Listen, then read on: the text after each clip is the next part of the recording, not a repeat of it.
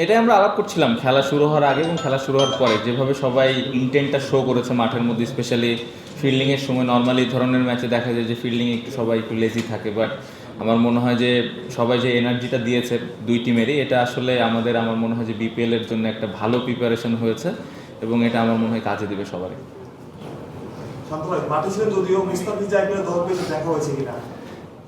শুনলাম, আমি খুবই খুশি, মানে খুবই ভালো প্রাইজে গেছে, বাট এক্স্যাক্টলি জানি না কত।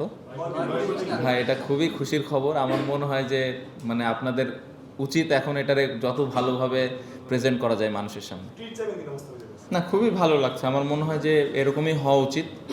অতীতে এই জিনিসটা কখনোই হয়নি, বাট এই কোয়াব যেভাবে এত অল্প সময়ের মধ্যে অর্গানাইজ করেছে, এটা আসলেই অনেক বড় একটা ব্যাপার। এবং আমার মনে হয় যে ভবিষ্যতে এই ধরনের ম্যাচ যেন কোয়াব আরও করতে পারে। এবং আমি প্রত্যেকটা ক্রিকেটারকে এখানে ধন্যবাদ দিব, যারা এখানে খেলতে এসছে, কোচিং স্টাফ, আম্পায়ার এবং যারা দায়িত্বে ছিলেন।